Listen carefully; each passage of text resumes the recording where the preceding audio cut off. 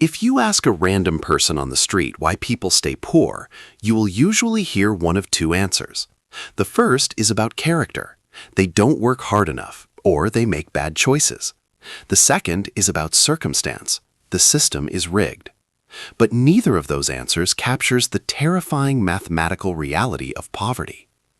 Imagine playing a video game where the lower your score gets, the more the controls stop working. That is what poverty is.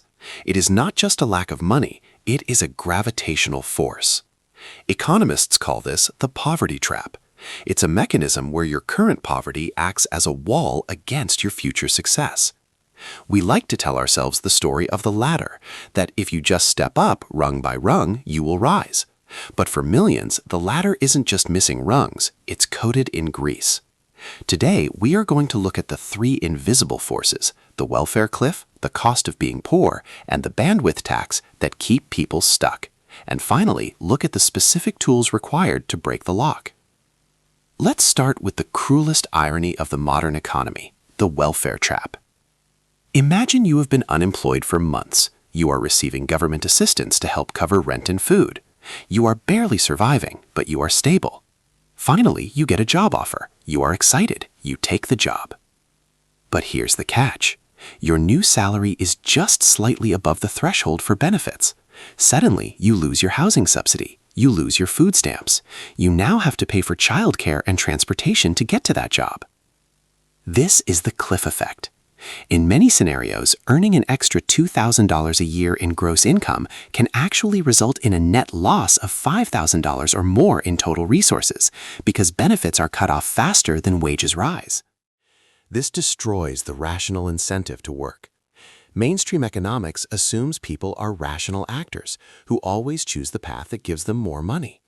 But if working more hours means you effectively possess less money at the end of the month, the rational choice is to stay on assistance. This trap disproportionately affects marginalized groups due to historical wealth disparities. For example, according to the Federal Reserve's Survey of Consumer Finances, the median wealth of a white family in the U.S. is approximately $188,200, compared to just $24,100 for a black family and $36,100 for a Hispanic family.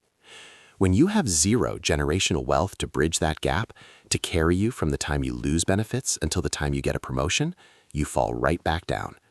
The system is designed to catch you when you fall, but it often punishes you for trying to climb.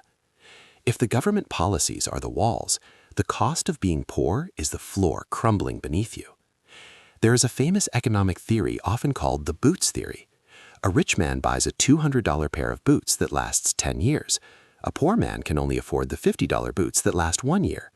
Over 10 years, the poor man spends $500 on boots, more than double the rich man, and he still has wet feet. This is the poverty premium. It costs money to be poor.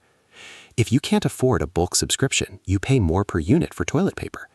If you can't maintain a minimum balance, you pay monthly bank fees. If you have bad credit, you pay significantly higher interest rates on cars and loans.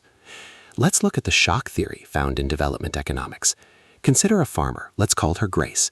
She saves money to buy fertilizer to increase her crop yield. This is an investment.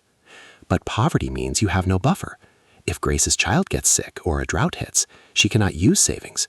She has to sell her productive assets, her chickens or her tools, just to survive today. She is back to zero. In the U.S., a $400 emergency expense would put nearly 37% of Americans in a difficult financial position, often forcing them to use credit cards or payday loans. Once you enter the cycle of high-interest debt, the gravity increases. You are now swimming upstream against a current of compound interest. But the most insidious trap isn't in the bank account, it's in the brain. We often judge the poor for making bad long-term decisions. Why did they buy that junk food? Why didn't they invest in that course? This ignores the biology of survival. Sendil Mullainathan and Eldar Shafir, researchers on scarcity, found that being preoccupied with money problems reduces a person's cognitive function. The mental bandwidth required to juggle unpaid bills, navigate bus schedules, and calculate every penny at the grocery store creates a cognitive load. Their research suggests that this scarcity mindset can effectively drop a person's IQ by about 13 points, roughly the same effect as going a full night without sleep. When you are in survival mode, your brain physically shifts priorities. It shuts down the prefrontal cortex, the part responsible for long-term planning, and activates the amygdala, the fear center. You aren't thinking about 5 years from now because your brain is screaming about dinner tonight. As one script put it, hope creates disappointment, and disappointment costs energy you don't have, so you stop planning. You survive. So, if the system, the math, and biology are all against you, is it hopeless? No, but we have to stop pretending it's easy. Breaking escape velocity requires 2 things: systemic floors and individual agency. On a systemic level, economists have proposed solutions like universal basic income, UBI. Unlike current welfare, UBI provides a floor that doesn't disappear when you work. It turns income into a ladder rather than a trap.